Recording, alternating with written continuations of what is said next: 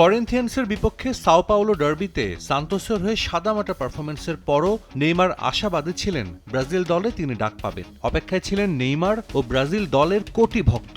সেই অপেক্ষা আরও দীর্ঘ হলো। সেলেসাও জার্সিতে আপাতত ফেরা হলো না নেইমারের। মার্চ উইন্ডোতে ফ্রান্স ও ক্রোয়েশিয়ার বিপক্ষে দুটি প্রীতি ম্যাচ খেলবে ব্রাজিল। এ ম্যাচ দুটি দিয়েই নিজের বিশ্বকাপ দল গুছিয়ে ফেলবেন কার্লো অ্যাঞ্চেলোত্তি। বিশ্বকাপ স্কোয়াডে জায়গা পেতে তাই গুরুত্বপূর্ণ ছিল এই দুই ম্যাচ খেলা। কিন্তু নেইমারকে ছাড়াই ২৬ সদস্যের স্কোয়াড ঘোষণা করেছেন ইতালিয়ান কোচ।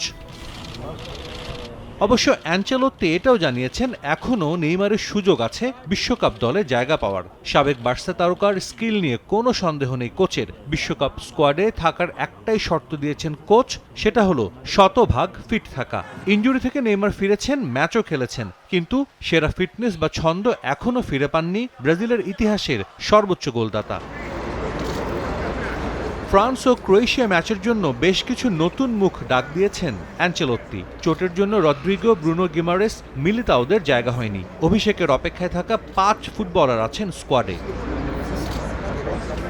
গোল পোস্টে ৩ পুরনো মুখ অ্যালিসন, বেন্তো ও এডারসন। রক্ষণে কোনো পরীক্ষা নয়, অ্যাঞ্চেলোত্তি আস্থা রেখেছেন মার্কুইনোস, দানিলো, গ্যাব্রিয়েল মাগালেসদের ওপরই।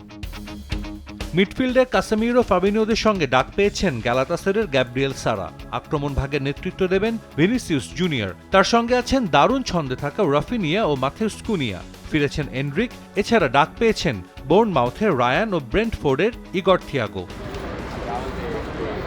বিশ্বকাপ শুরুর আগে ৪টি প্রীতি ম্যাচ খেলবে ব্রাজিল। ২৬ মার্চ বোস্টনের জিলেট স্টেডিয়ামে ফ্রান্স, এর ৫ দিন পর অরল্যান্ডোতে সেলেসাওদের প্রতিপক্ষ ক্রোয়েশিয়া। এছাড়া মিশর এবং পানামার মুখোমুখি হবে অ্যাঞ্চেলোত্তির দল।